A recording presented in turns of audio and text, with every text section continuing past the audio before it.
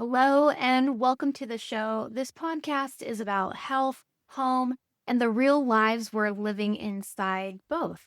The environments we live in, the choices we make for our families, and the weighted factors that shape those choices. I'm your host, Holly Dean Mullen. I'm a functional health practitioner turned wellness-focused realtor in Tulsa, Oklahoma. My work sits at the intersection of health and home, and over the years, I've worked with families navigating chronic health issues, environmental stressors, and big life transitions. What I've learned is that nothing exists in isolation. What's happening in the body, the home, and our personal lives are often connected. In a world that loves quick fixes and sound bites, this show makes room for nuance, for thoughtful conversations with practitioners, parents, professionals, and people with lived experience, all trying to make grounded, intentional decisions for their health and their homes. If you've ever felt like there was more to the story, or you're simply trying to live well where you are in the right place. Welcome to the show. My guest today is Mike Guillen. He is a Tulsa-area HVAC and indoor air quality specialist known for taking a data-driven, whole home approach to comfort and healthier indoor environments. Before launching his own company, he earned national recognition as a top Lennox comfort advisor, consistently ranking among the best in the country for high-performance system recommendations and outcomes. Today, Mike is the founder of Hope Heating and Cooling, a company built on organic growth and community trust. With a reputation for being mold literate and detail obsessed when it comes to moisture, airflow, duct integrity, and indoor air quality. His work focuses on helping families understand what's happening in their homes, improve comfort, and reduce hidden risk factors using measurements and real diagnostics instead of guesswork. Mike credits much of his success to a philosophy that was shaped during his years helping to scale one of Oklahoma's leading HVAC companies. And his philosophy is prioritize training, lead with integrity, and do what's right for the homeowners and not just what's easiest or the most profitable. Welcome to the show, Mike. Glad to have you. Yeah, how's it going? Good. All right, I want to dive right in. Let's just start with when homeowners call you, what would you say they're complaining about when you get a call? Is it mostly about they're hot or cold? Is it a comfort issue? Is it my electricity bill is too high? Or is it health issues related to stuff, all three? Or what are you seeing most it's often? definitely all three. I would say most of our customers are just calling because it's not working, right? So many customers are having tons of issues and they don't know it, right? So if we're going out, oh, well, yes, we're going to fix the heat and air system. And of course, while we're there, we want to do just like if you go to the doctor. I don't just want to give you medicine, right? I want to really look at it, run tests, what's going on. And so for us, that's how we kind of approach it. But I would say more people are becoming aware that their house is making them sick. But I think it's still a new development that people are learning. And that's why I'm excited for your podcast, because this is education. Like, if you don't know what's hurting you, you can't really fix it, right? And so I appreciate you taking time to do stuff like this. That's why we have these conversations, because people don't know, and usually looking at the house is the last thing. So maybe we should start with indoor air quality, since your HVAC are the lungs of the house. Yes. And most of what you do is not just looking at duct work. You're not just looking at your system and saying, yeah, this works or it doesn't work. You're looking at the big picture. So why do you start with indoor air quality, and why does it matter? Well, so to be honest, I actually, 20 years ago, I had a customer and we went to her house and she's telling us all these things. And unfortunately, I thought she was crazy. I was like, most people were like, oh, like you don't know what you're talking about. It's not the house. I'm sure it's just you, or you over worry. And I didn't do a good job listening. And so that, for me, as we continued to try and help her, my eyes really became open that, like, oh, like these houses are actually hurting people. And it was making her sick. And she is allergic or sensitive to certain odors or smells or chemicals and all kinds of stuff. And so So I kind of learned the hard way. I wish that I would have been a little more understanding, and I kind of wasn't, because I was narrow-sighted. I'm like, no, this is what I was taught. This is how things have been for 40 years. It's fine, you know? And so now I guess I see the importance after watching somebody, one, not be heard, but then also me being a part of that and seeing her suffer, but then going to go through it alongside of her. And she taught me a lot, right?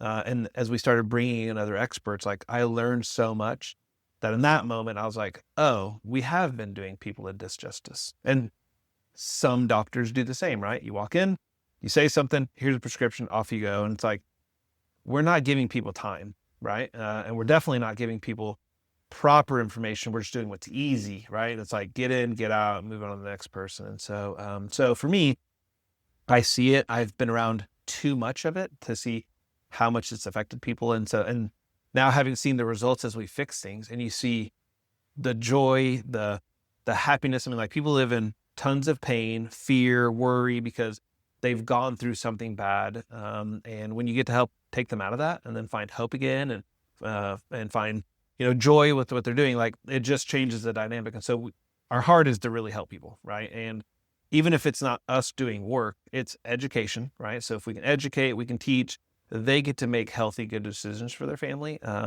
instead of me making it for them. Because if I just walk in and say, oh, we're going to put a new system in, and I walk out the door, I made the decision for you that your house is going to be unhealthy and that it doesn't matter to me because I just wanted the dollar to put a box in your house. And that isn't how any of us should operate, right? Like we should generally be trying to help people do the best for themselves. And if we educate, like I think everybody wins in that case. Indoor air quality is the biggest part that they don't know. So we go in, they're like, oh, well, this room doesn't cool, or my bill's high. And that's where they think the conversation is headed. And it's like, well, okay, well, that's great. Understand that you have those issues. As we start looking, I'm like, oh, like we run this machine. So it's called Air Advice. So every house we walk into, first thing we do is set it down. And it reads temperature, humidity, chemicals, carbon monoxide, carbon dioxide, particulate, like stuff in the air. And by having that information, right, then we can look and go, oh, look, like, well, this machine says you have a lot of dust. And they're like, oh, yes, I feel like I dust all the time. I'm like, oh, does that bother you? Yeah, but it's the dog, it's the whatever. We have all the excuses and reasons why we can rationalize where it's coming from, right? So it's like, okay. But now as we're looking, it's like, oh, well, look at this. In Tulsa, because of PSO, thankfully, they have been testing homes with this for 17 years. The average duct system leaks 32%. So 32% of the air, we're either heating and cooling the attic or we're sucking air from the attic. Well, if you're pulling air from the attic, what's coming in? Fiberglass, all the nasty stuff. Formaldehyde, wool, asbestos, right, in some homes. And so now when you can identify that it's leaking, and you know that the system and that machine is saying it's really bad, it's like, so maybe what's here is not the dog, right? Maybe it is actually all this stuff you're breathing in. And so we have so many customers that the amount of allergy meds, right? Sinuses, right? Shots. I mean, like ENTs are very busy in Oklahoma. Okay. We got a lot of buddies that do it well. And so, but like, why? Like I don't know if you've noticed this, like people that move here from out of state are like, oh, the allergies here are awful, right? We never had allergies till we moved here. And when we travel or go back to California, we don't. Yep. So, we do have a lot of pollen, right? We got a lot of mold. We got a lot of stuff, and I'm not a doctor, right? So I'm not going to claim to be, but I can tell you that from experience and what we've seen, if you're pulling in attic insulation that is full of fiberglass, how is that going to irritate your lungs, right? So they're all scratchy. They're all open. If they're all open and irritated already, it's just like a wound. If I cut myself, like I'm more susceptible for something bad to happen because I have an open wound. So my lungs are irritated. Now I breathe the pollen and I'm already open and inflamed. Well, boy, it just knocks me. And so when we can just get the insulation and get the house sealed and stop pulling insulation in, I cannot begin to tell you how many people get off shots, stop having headaches, stop all the things. Not because you're putting in fancy filters or you're buying UV lights. Not that there's wrong things with that, but just eliminating the source of what's coming in is a game changer. And so It's like, I love that, because I can see the difference, and it's not just a justifiable, right? Like we can make ourselves feel like I spent my money well because X, Y, or Z, right? But then when you test it again and you see the results and you can see the before and after differences with the tests, and people actually get off medication, like that's a game changer, Yeah. And I can say from my end, when I'm talking to buyers or sellers, most people only care, is my house cool or is my house warm? That's right. They're not thinking anything about air. That's right. Not at all. No. You have to have a roof. You have to have heat and air, right? Like it's just part of the home. And I get that. I mean, that's like most things in life, but the home, now we understand the home is hurting us, right? Like my favorite, what I would consider the healthier homes are like 1930s homes, and they breathe, right? Now, they may not have some great materials, right? Like we know we can have some asbestos and wool and stuff. But the house breathes. I mean, we were born outside. Okay. We were made to be outside and live outside. And so now we build these beautiful homes, and we're worried about efficiency, which we definitely were worried about in the 30s, right? Like you were just happy to have a house, right? You just had heat, no air conditioning. It was invented yet.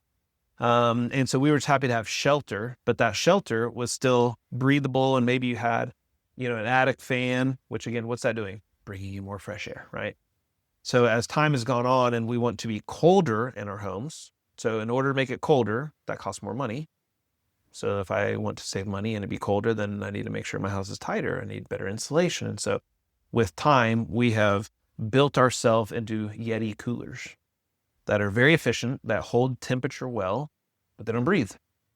And so, I mean, if you put your head in a plastic bag, like you're going to get all that humidity because you're breathing it out. Well, it stays stuck in there. So even us being in a home, a lot of humidity in our home comes from ourselves. We are putting it out there every time we breathe, and we get no fresh air. So outside, I guess depending on the season, can be drier, but the air can be cleaner outside. So inside the home, I now have tons of chemicals because I have all these paints. I have all these couches. I have all this, plastics and carpets and stuff. And it's stuck in there. Like I don't get to dilute it with outside air because I built the house for none to come in. And so now I'm stuck inside with chemicals and off-gassing and carbon dioxide that's really high and tons of humidity. Like that's just like nobody wants to put their head in a plastic bag, but our homes are large plastic bags. And almost every house, I would say since mid-90s, they almost all have too high of carbon dioxide. And so if you're not getting good oxygen in your brain, right? Like how good does that do? How good does my body heal?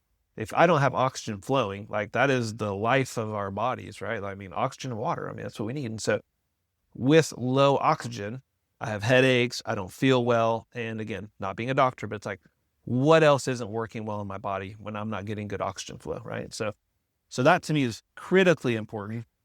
Nobody talks about it. And specifically in Oklahoma, we have no codes against it. So I can build super tight house and I'm not required to put in an ERV or fresh air ventilator, nothing. Now, Energy Star homes, they have to put in something, right? But it's never enough. There's no code that says it needs to be this big. And so actually I have a friend and they built a house too tight, was getting sick. And the answer for them was to put in a bathroom exhaust vent in the attic that they vented out of the house because the house was foamed. So if you're sucking air to the attic, where's that air coming back from? I mean, so yeah, it does pull from the house. Now air is having to leave the house. Where's that come from? The only big thing he had in his home where air can come from was his chimney. So wintertime, we have fires.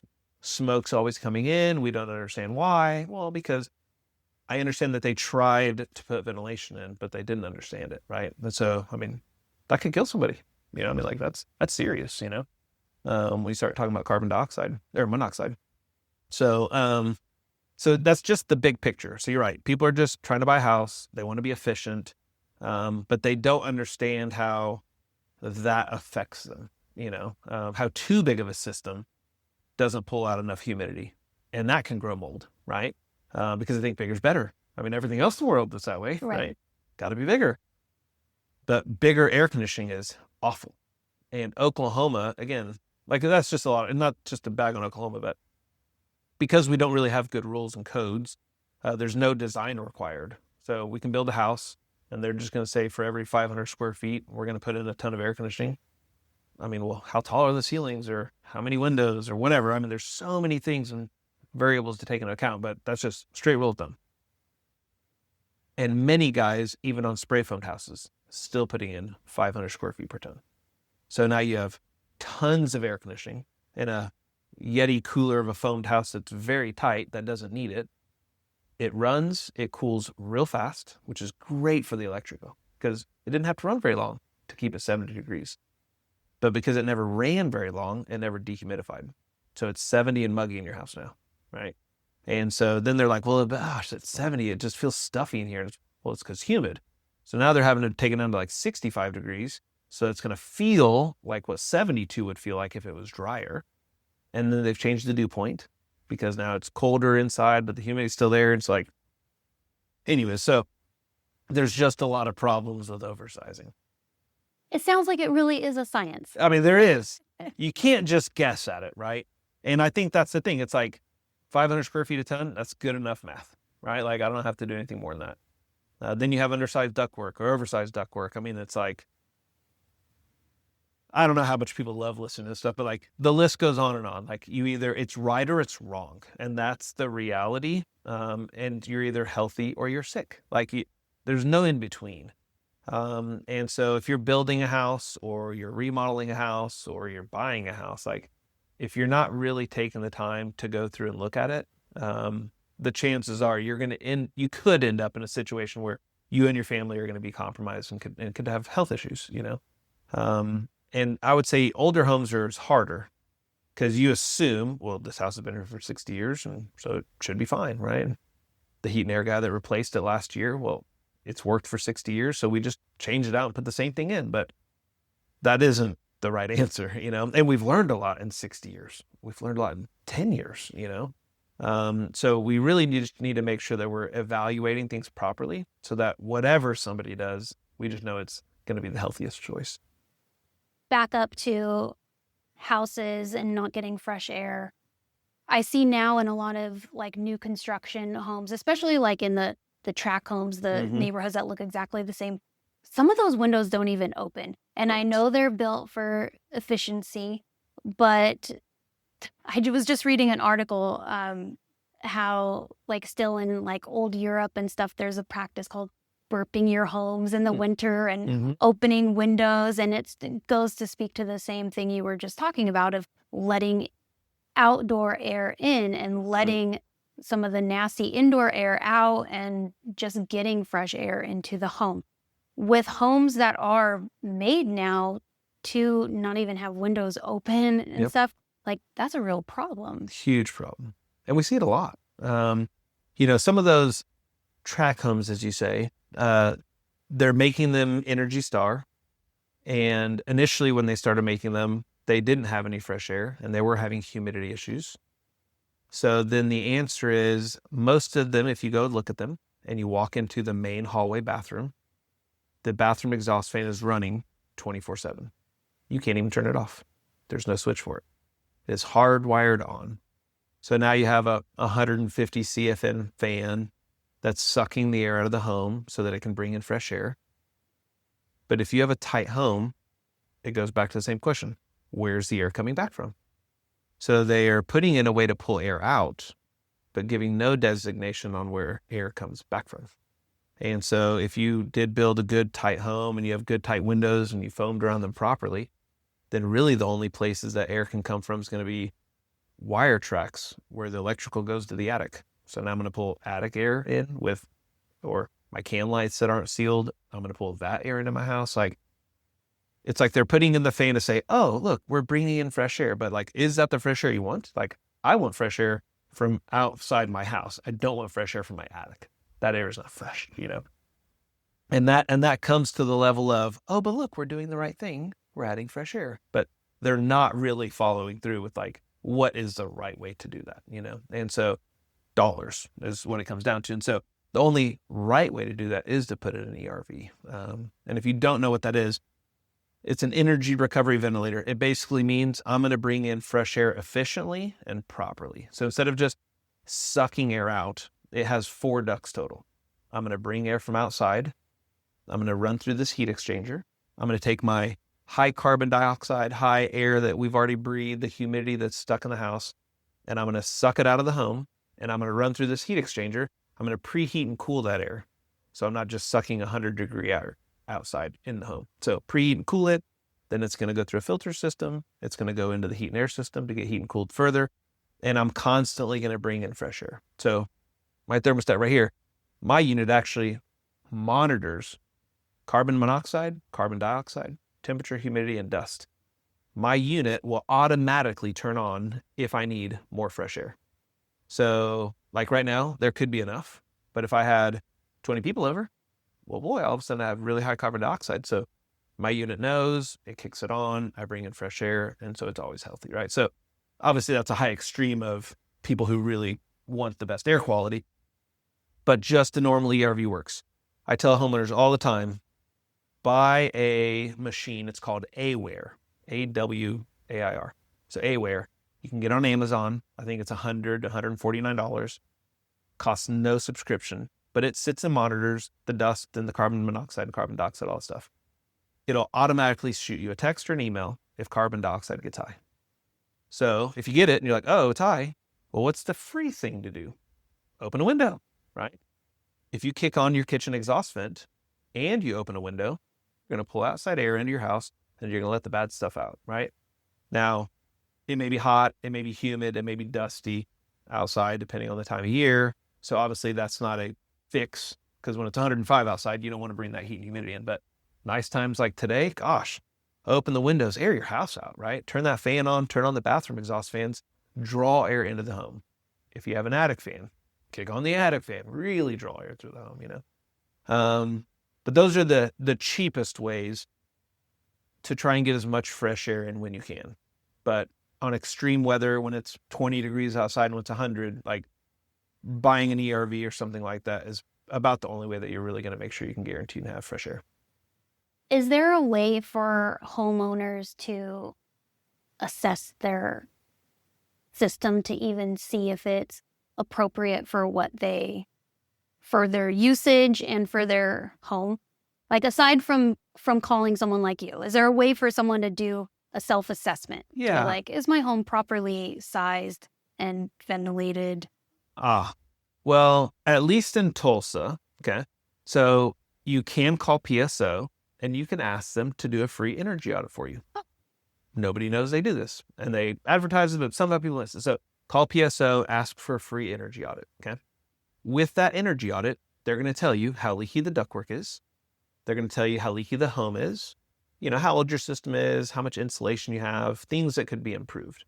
Now, there are rebates, like they will pay up to $10,000 on extreme cases, but on average $5,000 per home to seal ductwork and fix it and do insulation, do all kinds of stuff. So at least having that test would be great information for any homeowner, right? So have them do the test. You can go online, and there's some pretty easy to use load calculation apps that they can take their square footage, go around, measure some doors and windows, plug this in there, and it'll give them pretty close. You know, is their system, what size should it be? Okay. And then they compare that with outside. The hard part with that is you need all the information. So if I ran a load and it said I needed a 3-ton unit, but maybe I have 5. Okay. So I'm like, oh, I have 2 tons too much.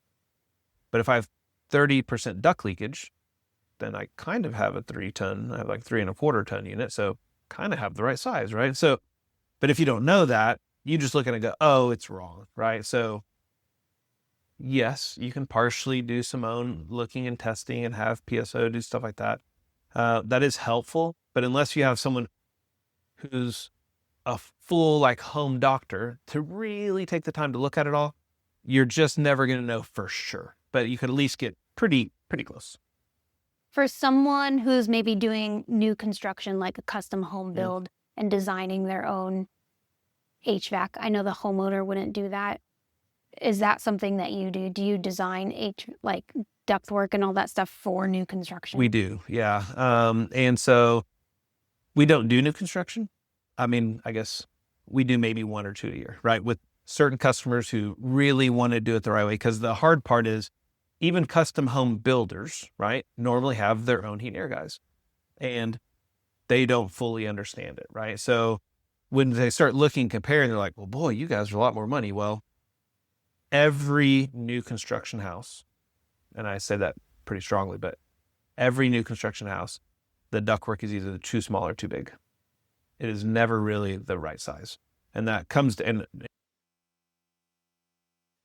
to because the smaller they can make the ductwork, the more money they save on the build, right? And and I have a lot of friends that do new construction heat and air.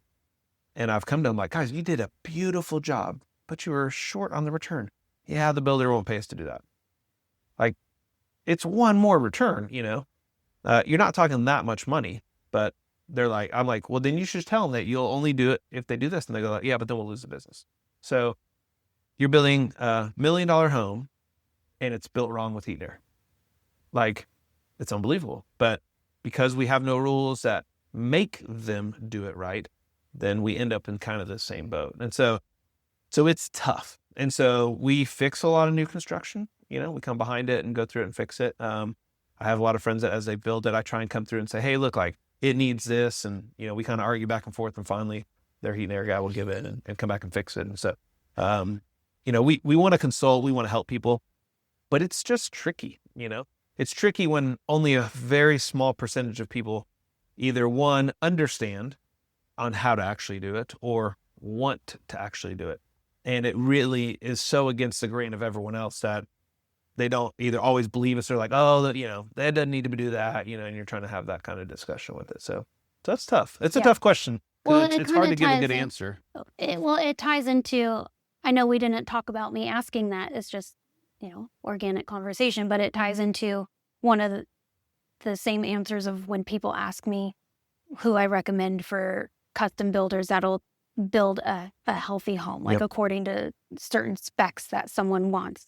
And HVAC would be one of those things because it is such an important part of the home's mechanical systems. And like I mentioned earlier, it is the lungs of your house. Yes. But as you touched on, the challenge is getting someone, one, who can design a system properly, but two, coordinating that with a builder who's willing to try a different way. That's right. And it's not that people don't want to learn something or change. I just think there's so many moving parts, especially when it comes to construction. And I think we'll get there. We're just not there yet. Yeah, absolutely. And like I said, I was guilty of it even when I first got into this. As I said, like I didn't really listen, right? I'm like, well, this is how we've always done it, right? And that I think is the biggest challenge is so many builders are like, look, I built homes for 10, 15, 20, 30, 40 years, and this has never been an issue. I don't need to do this. It's not a problem. I know that you're saying this. And so they also, a lot of them just don't believe in it, And so, and I tell them a lot, I'm like, unfortunately, it's going to take someone really getting hurt. It's going to probably take some lawsuits for some major things to change, because we are building homes that are hurting people. Whether it's intentional or not, whether people know that they're doing it or not, doesn't change that it's still happening. And so the more that we all learn and the more we're aware, that's the only way change comes, right? And so podcasts like this and just understanding that we all need to learn together and we need to research, right? And we need to figure these things out. And I don't know everything. You don't know everything, but when we all come together and you find the right people, man, like that's when cool stuff happens. Yeah, I agree. So speaking of ductwork and stuff, a question I get a lot is people asking me for referrals for duct cleaning. Oh, yeah. And so I want to talk about flex duct, hard duct cleaning, pros and cons. Yep. So I don't believe in duct cleaning, but a small percentage, right? So most people who are saying, hey, I want to get my ducts cleaned, it's normally because they either have a lot of dust in their home, They're struggling with allergies, right? And so they think if I clean the ductwork, it's going to solve my dust and it's going to help my allergies. So that's not really true. So as we talked about earlier, if the average house leaks 32% out of the duct system and I go clean my ductwork and I turn it back on and I suck dusty air in from the attic, it's right back in the same place. So I fixed nothing, right? I give the analogy a lot of times. If you think of your house as a boat and it was taking on water, duct cleaning is like putting a pump on it. I'm trying to suck out the water that is continuing to come in because nobody is fixing the hole in the ship, right? And so until you seal and fix your ductwork, it's a waste of money, right? Now, the small percentage that I like duct cleaning, possibly you just did a massive remodel. You got sheetrock dust everywhere. Like, it's going to keep blowing out for the next 8 months. Like, yeah, get your ducts clean, get that out of there, right? Well, hopefully, please, if you're remodeling, you're having... Don't run the system. Oh, yes, yeah. Cover all the vents and don't run your system. Man, I can't, honestly, new construction, same thing, right? Yes. They're like, well, it's cold. We need it to be warm. We're putting in hardwood floors. And I'm like, then put in space heaters. Like, yeah. I try to tell people, if you're building, put that into your contracts and not run that system. Yep. That is a struggle for us because we're constantly turning them off, not running thermostats. The builder's angry at us because we won't run it and we're delaying their project. And it's like, look, like the minute you kick it on, like sheetrock dust is you have a coil that's wet. Like it starts packing in there. Like you can't really clean it the same as it was brand new. And, so, but they all do it. Or I don't want to say all, most of them, turn on heat and cooling. And so, we try and tell people, buy some window units, right? Put in some space heaters. Like if you need conditioning, do it, but don't do it at the detriment of the system, because if it gets dirty, right? Now what do you have? You have a dark, wet, dirty spot. Well, what wants to grow in that stuff, right? Like mold and mildew, right? So you're just, from a brand new house, you're instantly introducing it, right? Like you don't want to do that. So yeah, on new construction, definitely, or any remodel, don't do that. So back to the duct cleaning. So if you're doing any kind of remodel, fine, you want to clean it up. And maybe you did go through and seal the ductwork. And then if you want to clean it, okay, great, right? But in most cases, most of the stuff, when you run a camera and ductwork, it's stuck there. Like it's not blowing through.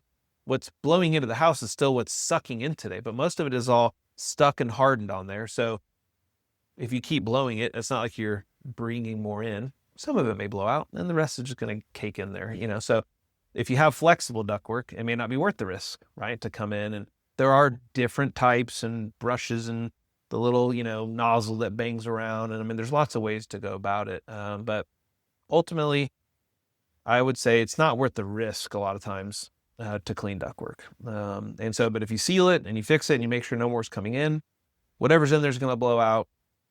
If you have a good filter, the filter's going to catch it. And really, in the long run, you're going to be okay. And so, what are your thoughts on that? Just curious. I'm like, how do you feel about duct cleaning? I always recommend if someone has flex duct to not, just because it's not worth it. Right. You're going to rip it, tear it. It's not doing a good job. The inside of a flex duct looks like the inside of your intestines. Mm-hmm. So it's not like you're getting in and getting all those nooks and crannies and stuff. And if your ducts are that dirty, there's a bigger reason as to why they're dirty. That's right. To get cleaned. Yeah. So on the flip side, if you're in Tulsa, PSO will give you $3,000 to replace your ductwork. So if you're like, well, I was going to clean them, and you can't clean it all the way anyways, maybe replace them and let PSO pick up the major part of the tab. And then with a new duct system that's sealed, it's never going to get dirty because nothing's sucking in. So with proper filtration, things sealed, you would never have to clean a duct system again once it's not leaking and pulling in bad air. So that's something that they can think about too. Okay.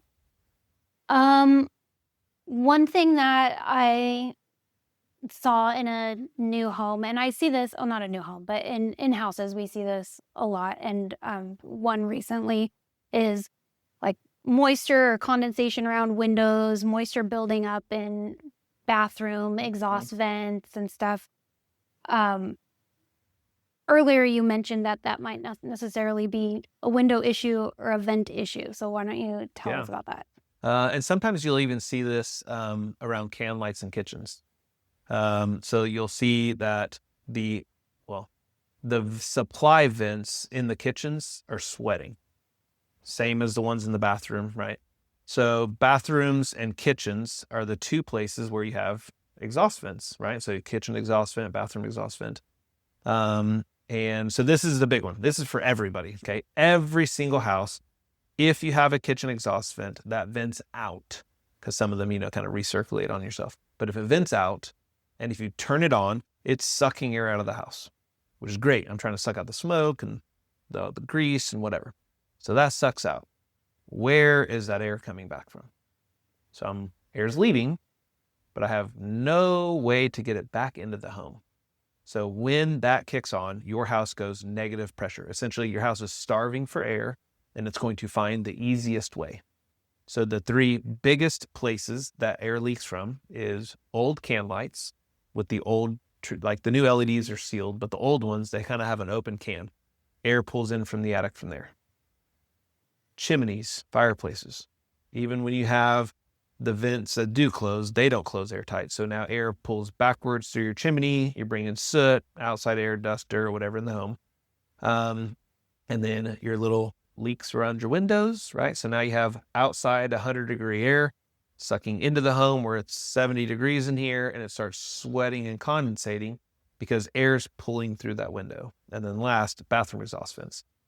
Especially any home that was like before 2010, almost all homes before 2010, the bathroom exhaust vent, first of all, it doesn't vent out of the attic. The duct just goes up, maybe does a half loop, and it's just hanging up into the attic, right? So now you're sucking attic air in directly into the home. And so that hot attic air comes into the bathroom, and there's your 72 or 70-degree duct right next to it in the bathroom, and it starts sweating. People think it's the heat and air system, right? Oh, there must be something wrong with this vent, or the roof's leaking and water's coming in, or whatever. And it's just the hot air coming from the bathroom exhaust vent hitting the cold vent in the room. And it comes from often kitchen exhaust vents. So we have no makeup air required. So small houses, maybe not as big of a deal, but you start having a decent sized kitchen and a 400 CFM fan, or you get into a big kitchen, which right now, like you see it a lot, especially on these bigger custom homes, like people are putting commercial grade ranges in, and they're putting in big fans that suck the air out. Well, where's that air coming from, right? And so we are working on a house right now that the husband has been super sick from mold, and it's a 3-year-old home. And I mean, we're talking $1 million in remodel to help fix a 3-year-old home because we had no makeup air coming back in when this giant fan turned on. And so, I mean, who would have thought of that, right? Like, I mean, we see it, of course, when we think about it, but nobody talks about that. And so makeup air for kitchen exhaust, very important. In a commercial building, it's required. It's not required in a home. So you'll notice sometimes you go to a restaurant and you can't open the door. It's like, gosh, and then finally, it opens and you can feel the suction. That is a kitchen with a fan pulling air out with no makeup air.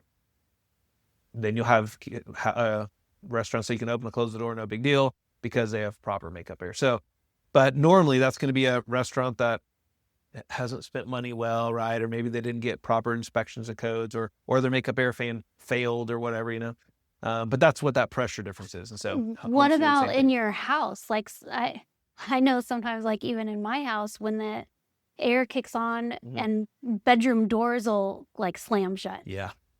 So so there are many states that require, if you have a supply in the room, you have to have a return, because you're pushing air into a room that can no longer leave. So what happens is when your door is partially closed and air starts coming in, it's trying to leave, slams the door, because the only air that gets to leave when your door is closed is the little bitty 1-inch gap underneath the door, right? So that room is becoming positive pressure, which means I'm pushing more air in than can leave. So if I have a leaky window, I'm now pushing air out my window when I close my master bedroom door. I'm pushing air out my exhaust vent in my bathroom, right? So without trying to be too number-based, let's say a heat and air system can move 100 gallons of air, okay? And that bedroom's going to get 5. So I push 5 into it, and 5 comes out. I close the door. Now only 3 or 4 gallons of air can get out of that door. So the other one, like the air just doesn't disappear.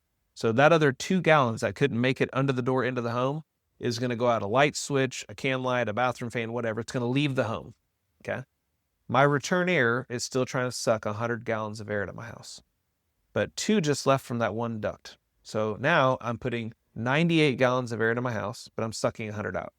My house is missing 2 gallons of air. Now you take that out amongst 5 bedrooms.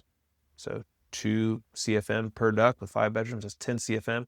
Now I'm sucking 100 gallons of air out of the house, but I'm only putting 90 back in. So as we open and close doors, it completely affects the pressure of the system in the house.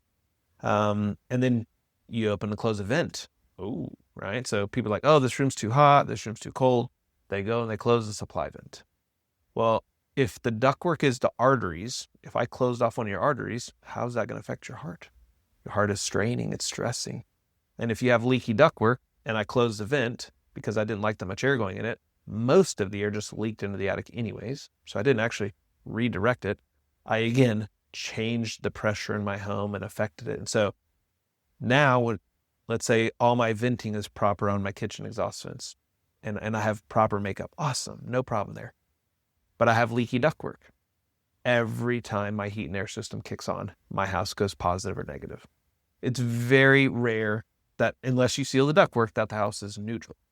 So if the house goes negative, you're still pulling air in the bathroom exhaust fans, can lights, windows, whatever. And so you'll hear people say, man, my house is drafty. Well, your house is not a balloon, so it doesn't expand. So air can't come in and be drafty if it wasn't leaving to begin with, right? So if you have a drafty window, it's because somewhere air is leaving your house. So that's the other question to figure out. Is like, okay, if I stop the air from leaving, then naturally it doesn't come in. And so you don't have to worry. Like, I like seeing cracks around my windows. I mean, look at my front door. There's a giant gap, right? It's an inch and a quarter of my front door. People walking past like, dude, look at that hole. Well, I want to bring fresh air in my house. So yeah, intentionally, because again, if I want to bring air in, I want to make it easier to bring air from outside than I do from the attic or my crawl space, because I don't want humidity in the crawl space. I don't want the heat and humidity in the attic. And so people live in so much fear when they walk in the house and they're like, oh man, look at the gaps, they're good if you're monitoring it properly, So. It's because we all grew up with a father saying, were you born in a barn? Yes, absolutely. And draft's bad, right? And so a lot of times, if you will seal and put in these $5 LED can lights, that plugs a lot of the holes. And if you want to be a do-yourselfer, and let's say you don't have the means or even the ability to take your bathroom exhaust vent and run it out of the roof, okay? For $10, go on Amazon. It's a 4-inch backdraft damper. It hooks up to the vent and it just stops air from coming back. So it's just a spring. When the fan kicks on, it opens, lets the air out. When the fan turns off, it closes. And so at that point, you've kind of stopped the major bad air locations. And so there's lots of stuff you can do yourself. You don't have to spend a ton of money. You don't have to hire all these companies. But there's some good DIY stuff that is really helpful. But aside from like the backdraft issue, like let's say someone does have a bathroom where it's venting into the attic. Mm-hmm. Okay, the backdraft thing is an issue, but also just the issue of your venting hot, showery, steamy air into your attic. That's right. And let's say you don't have spray foam insulation, you have the fluffy cloud-like insulation, and now you're sucking hot, humid bathroom shower air into your attic. That is not a good situation. It's not good. Either. And we see it all the time. Like, they'll bring the duct really close to and then you'll see how moldy it is and how moist and spongy, or how it just blows into the insulation. And now you're putting moisture in insulation. It just stays wet and gets mold. And honestly, that's where we find the most mice, because you're keeping a nice. There you go. So one thing, as people are building houses, and even after the fact, really popular right now, spray foam, right? Spray foam houses. I mean, it is awesome. My guys love going in an attic in the middle of summer, working on a system, and it's 80 degrees, right? Like, that part's lovely. But just like everything else we're saying, with a spray foam attic, it is either right or it's wrong. You can't do a good job on it. And so if we go back to earlier, what we talked about of the roof and the attic being the hull of a ship. So when you foam an attic, it has to be 100% tight. If there is one hole, in comes the heat, in comes the humidity. And because the ceiling is foamed, it can't go anywhere. So all that heat rises up top. It's sitting on the insulation. It can be absorbed like on certain types of foam. It can go through the foam. It can rot the decking, right? All kinds of problems. But the bigger part of it is this is especially important for someone who's bought an existing home and goes to come through and foam it. Is your furnaces, they have to be high efficiency, 90% efficient, because a furnace, when it operates, it is sucking air out of the attic, which normally is vented, to bring air so that it can burn for combustion of the furnace. Has to have air to come in. If it's foamed, no fresh air comes in. So same for hot water heaters. You have to go tankless, or the rim has to be separate. So what we see a lot, and again, this house that we're working on currently in Stillwater, 3-year-old home, they foamed the whole roof line, but they had a pool closet. In that pool closet that was attached to the home, they had their tankless and their pool equipment. So first of all, they had all this chlorine sitting in there, and they did not, that closet was open to the attic with an outside door. So that means no longer, it's not a sealed combustion area. So all this air is drawing in chlorine, all that stuff's pulling in the attic. But now it's wide open. So anytime they open those doors, outside heat, humidity, all traveling up into the attic. And so it's just can be tricky that when you do a foamed attic, you just have to make sure that they fully understand what they're doing. Insulation guys are not heat and air guys, right? They're not roofers. And so expecting them to just come in and foam it and say everything's fine, it doesn't happen. And so we see a lot of situations that are actually kind of dangerous, especially because they'll leave the 80% furnace, which uses a metal flue pipe, and then they'll just not foam all the way around it as it leaves the attic. Well, then again, now it's open and air pulls in, or sometimes they actually foam the flue pipe. That's super dangerous, right? They can catch on fire. And so, just be sure, like if you're going to do spray foam, especially if it's going to be after the fact, that you're consulting with the heat and air company, that your foamer actually knows it, but the heat and air guy hopefully is going to come out and really steer you in the right way. But these are things that you know to ask. If you read up on these things and you watch, you know to ask these proper questions, because we should be able to trust professionals. You should be able to call somebody and say, hey, I want to do this, and they should 100% be able to do it. A homeowner should not have to be responsible for these things. But it's a sad reality. That's not the world we live in. We just can't trust people. Not that we can't be trusting, but we don't expect everyone to understand building science of homes, because it's not a thing in Oklahoma. So you know that that's not the case. Therefore, you have to do your homework to make sure that you're picking the right people that are going to protect your family. Yeah. And I will just say the building science of homes, it's not just Oklahoma. I think it's like across the state. Like It it's is. not just us. And we could probably do a whole separate podcast on spray foam, but since you mentioned how it has to be done exactly right, it's either right or it's wrong. There's no in between. And that's just for the actual insulation portion of That's it. it. But Yeah. it's also for the mixing of the spray foam materials too. Yep. It has to That's be done wrong. Yep. exactly right, or it can off gas indefinitely. Forever. Oh, I mean, I have a guy at It's 121st very and Riverside. delicate substance, and so it has to Yep. be done right. So again, it just kind of all points back to what you said: is know who you're working with, make sure they're Yep. true professionals, understand what they're doing, and not someone who just said, "Oh yeah, I can do spray foam." Yep. And I mean, every day I see new foam rigs popping up, right? That with a buddy and we can do it. And so I'm sure there are a lot of plenty good guys here in town, but I have found Skip Owen with the Insulation Service Tulsa, like the way they lay it, the way they mix it, like they've been doing it forever, right? Like they're really good at it. And one thing that I do is I take my infrared camera when they're done foaming and I walk around, because it looks pretty much perfect. But you take that camera when it's hot or cold outside, and you can see where that gas line went through, and all of a sudden, oh, underneath that little bottom piece of that gas, or where this little PEX went through, whatever, you will see where it's missing.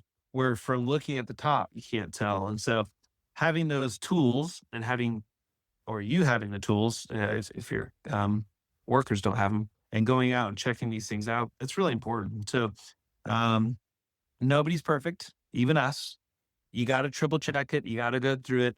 And if we're just trusting the first time that someone does it, like that's when you're going to end up getting in trouble, because you're going to just go along until someone gets sick and something happens. And then the cost to fix that stuff, if you just would have caught it upfront, is a huge difference.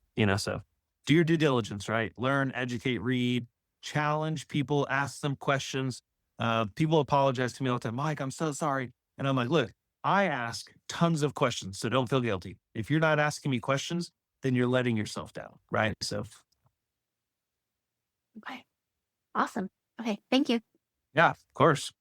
Speaking of mice, I know that that is something that most people don't even relate to being a heat issue, a moisture issue, or even a problem.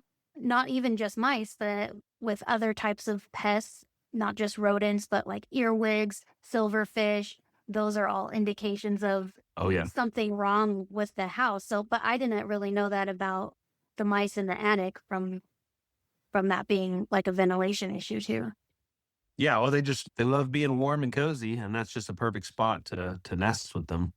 And so it kind of just one of those things again that's important, that putting that backdraft damper, it doesn't help the mice situation being warm, but it does stop something from coming in backwards. All the bugs. You see tons of hornets and wasps that get in people's houses, and they're like, where is it coming from? It's coming from bathroom exhaust vents that are open to the attic, right? So a lot of good reasons to close those up. Speaking of ventilation in attics, I think I remember when I was on like the job site with you, you were telling me something about vents in attics in Oklahoma, how they don't always have the proper venting, or what were you saying? You were saying something about vents. Yeah, Do you remember? that's a good question. I do. So Okay. this is totally out of the box of what most people think. Okay. So we know our attics get very hot, right? It's 100 degrees outside, it's 140 in the attic. Okay. So naturally, we want our attics to vent well and be cool. What's really common though is this is where you get into the scenarios of people doing things that don't understand the effects that it has on the home, right? So really popular solar power vents, right? Or fan powered vents on the roof. And so if you put in a solar powered fan, or even just a regular electric wired fan that is sucking air out of the attic, it is pulling a vacuum, right? And suction, trying to pull the air out. So if you go through, and unfortunately, I would say most roofers, if they were to put a fan on the roof, they're not going around and measuring the amount of soffits to make sure that there's an adequate amount. So that's the first thing. Do you have enough intake for how much air is pulling out? Let's say they did measure them all. There are a lot of times where you have game rooms over garages or certain dormers. There's a lot of times where there's a lot of attics that they don't actually connect to the upper attic. So that they measure it, they're like, oh, you have enough, but they don't connect in, therefore they don't work. So the reason for this, though, the reason the fans matter is if you're sucking out, again, 300 CFM of air out of your attic and you don't have enough intake, then it's going to pull it out anyways. And then you have a house that has can lights and light switches and wires and bathroom exhaust vents that are up into the attic. It's going to suck your air conditioning out of the home into the attic, which it did cool it. So that's good. But if it sucks air out of your house, what happened to your home again? It went negative. So now the house is starving for air, and air is pulling in the leaky doors and windows because it's having to pull in and go all the way up to the attic space. So essentially what happens is when you put in a powered fan in the attic, you are putting in, or you're creating your home into one ginormous chimney. So air is just sucking in the house, pulling through the home, going into the attic, and then leaving. So we do not like them. But roofers put them in all the time because they're trying to cool the attic. And so I understand the reason why. But when they don't understand how it affects the home, we have a big problem.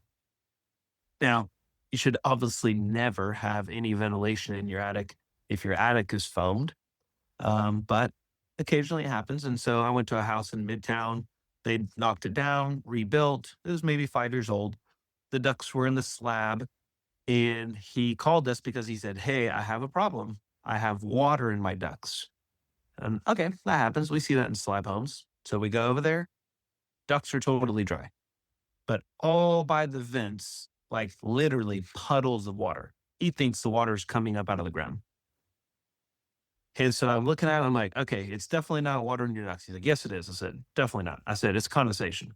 He's like, "There's no way I can have that much condensation." And I said, "Is your roof foamed?" "Yes." I'm like, "Do you have vents up there?" He's like, "Oh, definitely not." Anyways, crawl up in the attic. He has a powered fan vent. So his house was going negative. And if you walk around the exterior of a brick home, you have those little weep holes down low all around the border. So weep holes pulling air in on the other side of the wall, supply vent. Such hot air was pulling from outside through the wall that it was condensating outside. Well, what do you think was in the wall? I mean, it was condensating in the wall. The amount of mold growing in the wall, like he had no idea. And so he's like, "That's not the problem." I was like, "Let me try this. I'm going to flip the switch. I'm going to kill the fan. Call me back in a week and let me know if the problem goes away." Totally stopped. And so all from a fan in the attic, right? So again, there's just so many things. Every time you do this, it always affects that. And when people don't understand what the effects are from their decisions, it's really easily, really quickly to get into a situation of really big problems. And so I'll kind of, one more thing I'll add to that. We had a customer just recently in Midtown, and they just bought it. They actually, maybe you know them, but she had a previous mold house, was super sick. They bought another one, and noticed like, "Oh, we're having some humidity issues, right? It's really high." So crawl space house, they come out and look at it. The ducts are soaking wet, right? They're getting all rusted inside. So they hire a company to coat the ductwork in a crawl space. So they coat it, and the problem gets worse. They won't understand. And so the system was too big to begin with. It had a lot of leaky ductwork, but then when they sealed it, now the system essentially is even larger because there's no leakage. And the people came out and were like, "Well, we need to, you know, foam the crawl space in and do all these things." Not that those things wouldn't have helped, but there was a lot of recommendations being met or shared that were actually going to cause them worse problems, just like the duct coating. I mean, they spent $7,000 and it made their problem worse.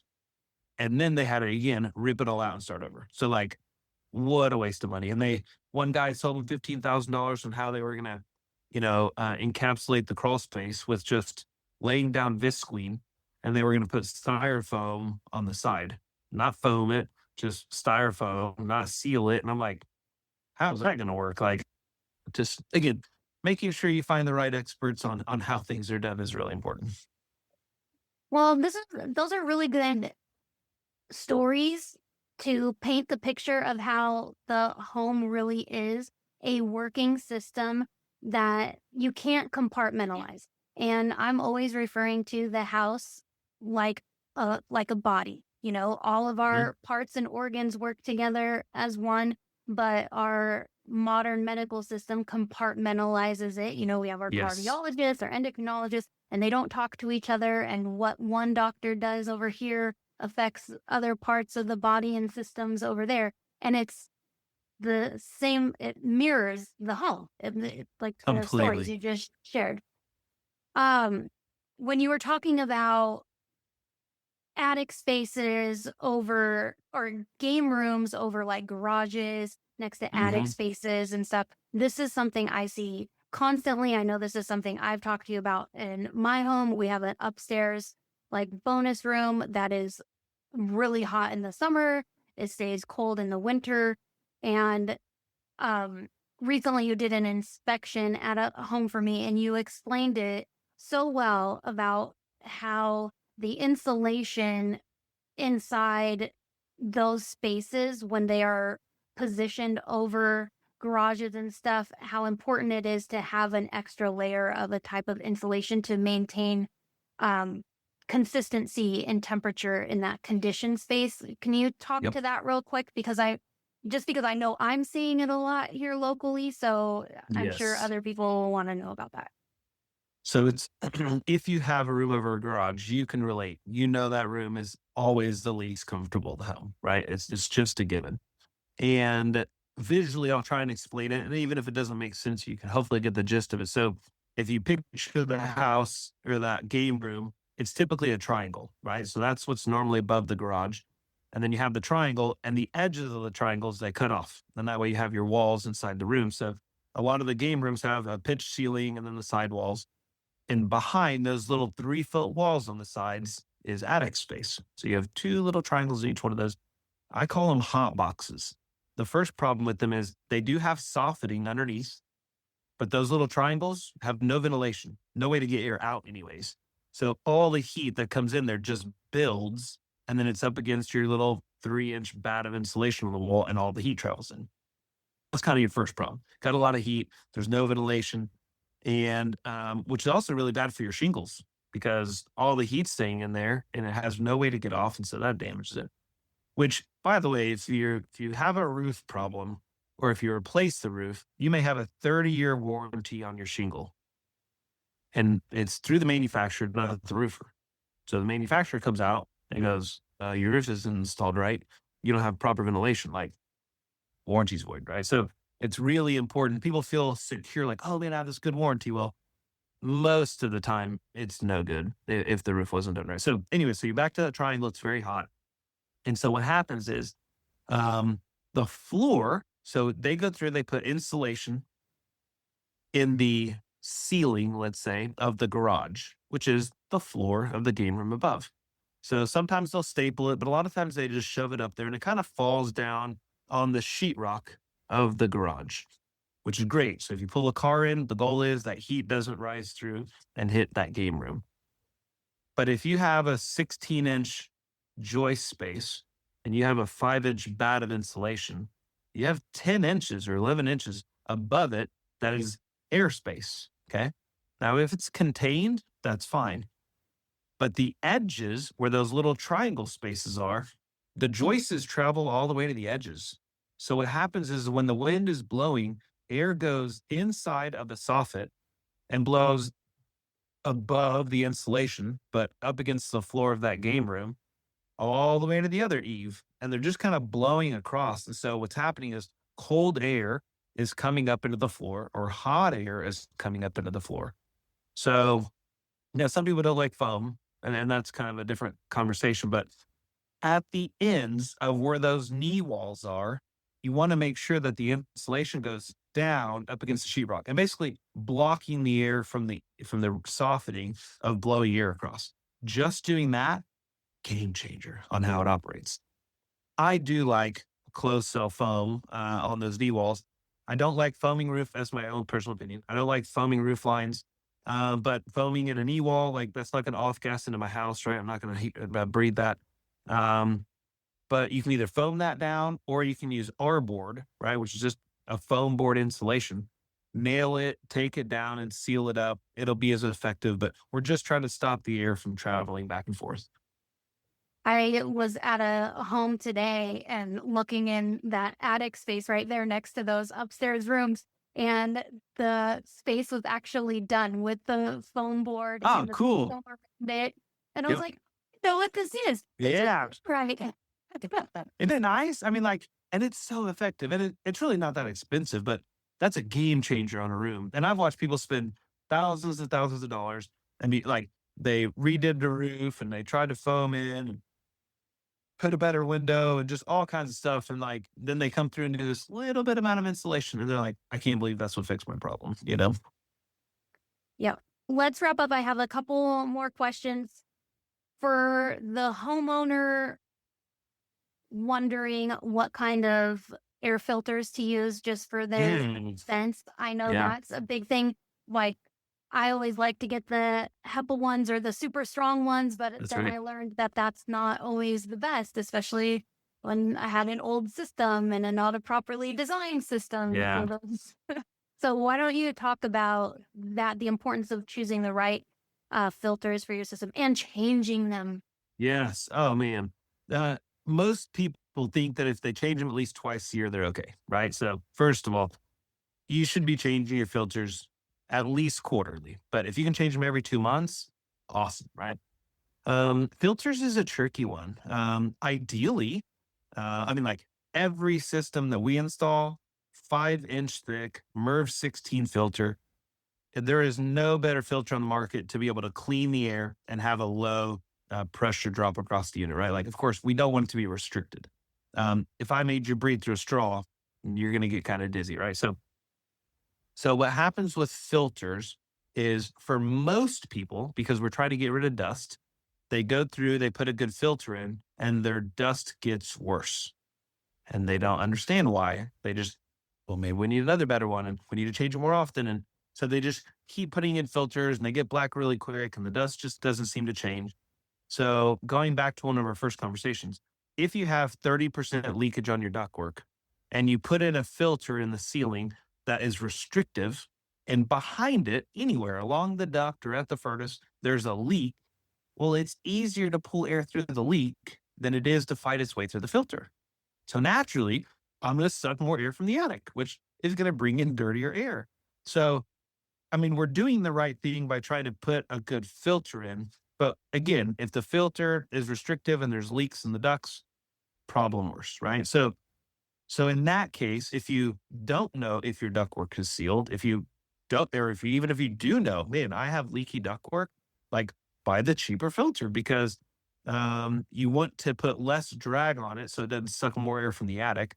And at least it's going to clean the little bit that's circulating through. Um, but that's a tough one, right? So like uh, the one of the better filters for the dollar, go to Lock Supply, right? Or Win Air or any of the supply houses in town. Their filters for the money are not too restrictive, but a decent filter compared to like the 3M or whatever you're going to buy, at Home Depot and Lowe's. And so that's honestly what I would recommend. Buy at a local supply house. Anybody can go in and walk in and buy it. You don't have to have an account. And they'll still be less expensive than what you're going to buy at Home Depot and Lowe's. But that would be a good pleated filter, right? Um, and then when you do have it done properly, then great, you can do that. Another part on that same conversation, we talked about how most houses have undersized ductwork. Well, if you're already struggling to breathe and then you put a restrictive filter on, now you're making it even harder. And so you're going to burn up blower motors, or you'll hear people say, oh man, like my air conditioner's frozen. Like I went outside and we think, oh, it could be low freon, but air conditioners really only freeze for either refrigerant or lack of airflow. And so if we put a restrictive filter on undersized ductwork as it is, there's a good chance it'll freeze. And so again, the cheaper filter is just what it is for now. And then when you do fix it right, of course, you can put really good filtration on. You can use great filters. You just have to make sure that your system's designed to operate for it. Aside from changing filters, is there any regular maintenance that you recommend for homeowners to do for their systems? I mean, you can never go wrong with washing your air conditioner outside, right? I mean, like turning off, pulling the power. And because we do have a lot of cottonwood here in Oklahoma, some people, when they'll try and do it themselves, they'll unhook it and you can see all the stuff coated on the outside. And then they try and hose it down. But in most cases, if you do not take the top off and wash it from the inside out, you are actually packing the dirt and the cottonwood further in your unit because that's the way it's sucked in to begin with. So you want to bring it from the backside, flush it out, so that you actually properly clean it. So in that case, right, pull the disconnect, make sure there's no power, take the top off of the fan, wash it from the inside. Now, most people maybe don't feel comfortable doing that, but But it's not difficult. There's lots of YouTube videos out there that show you how to safely do that. But so washing that and changing your filters, that's really honestly the two best things you can do for your system. There are other things that a professional can do, but most homeowners aren't going to want to get into the furnace and, access all that stuff. Okay. Do you guys do the maintenance for like cleaning and stuff? Do you guys have a service for that? We do. Yeah. And most companies in town, ours is $157 a year, and that's going to do a spring and fall tune up. Um, it's important, obviously, if you're going to do the fall one, like that you're actually checking carbon monoxide. So we have a probe that goes inside the flue pipe, and it'll actually tell you like, how's it burning? If the carbon monoxide level is really high, sometimes it can be because there's a crack in the heat exchanger. Sometimes it could just be because it's dirty. But those are important things just to double check and make sure that everything's working like it should. Okay. Now just for our audience, tell us like what services you guys provide. I know you don't design custom home systems. Okay, we covered that. And so you do annual maintenance, biannual maintenance, you go out and do inspections. What else? What's your spiel? So here's what I will say though. If you're a homeowner that's actually trying to build a healthy home, we are absolutely willing to do it. So like I said, we do 2 to 3 new constructions a year, mainly for the homeowner who's like, look, I understand. I've been in a sick house. I don't want to do it again. If that is you and you want to do it right, man, we're all on board. But trying to work for a custom home builder that doesn't understand it, like that doesn't make sense. Okay. That's a good clarification. Yeah, just in case, because we do. I mean, our hearts are to help, and unfortunately, there's no one else really in town that is their desire or focus. So we do heating and air, we do plumbing, and we also do electrical. So basically, any of those three, whether it's service, you got a light bulb out or a light switch, on plumbing, hot water tanks, cleaning, flushes, toilets, whatever, and on heating and air, duct replacement, system services, repair work, system replacements. One of the big things, again, like the whole reason we're having this conversation, what our whole specialty really is indoor air quality, right? So we want to be healthy. We want to be safe. We want the house to work as efficiently as possible. That's one of the things we're so excited. We just got an award from PSO because again, they test all the companies.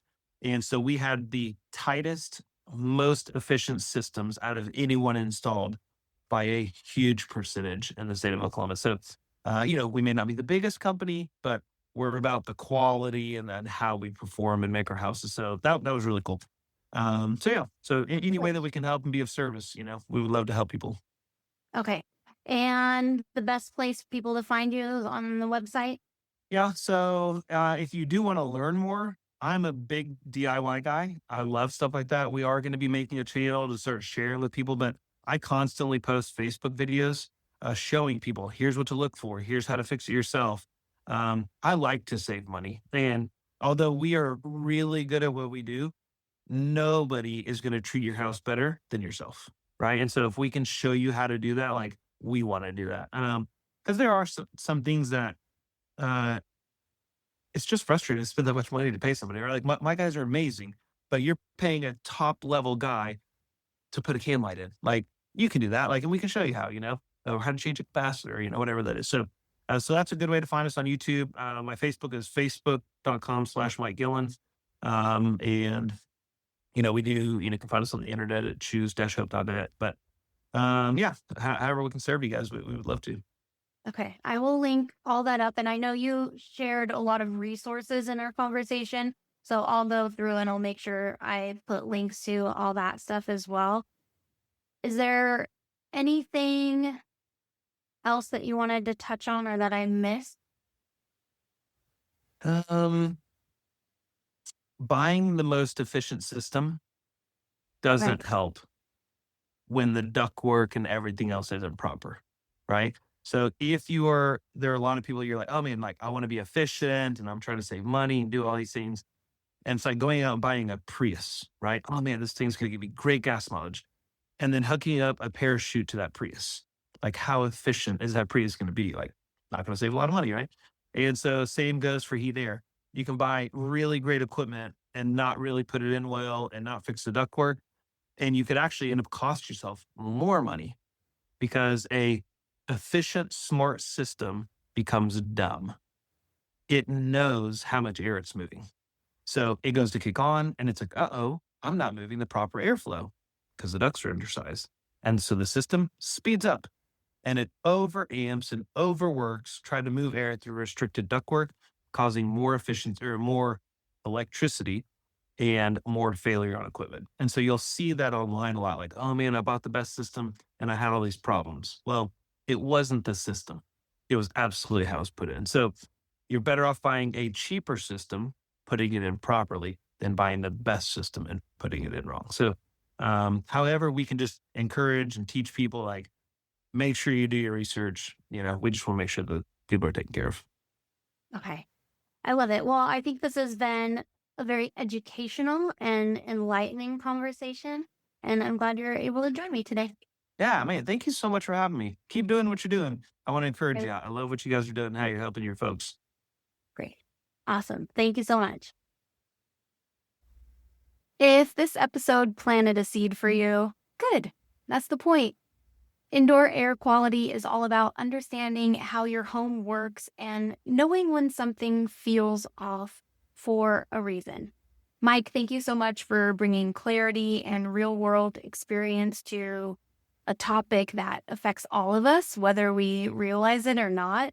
And for listeners, remember, you don't need to become an HVAC expert. You just need to ask better questions, know which questions to ask, and work with professionals who are willing to look at the whole system. I will link all the resources we mentioned in the show notes. Thanks for joining us. I'll see you next time. This is Placeholder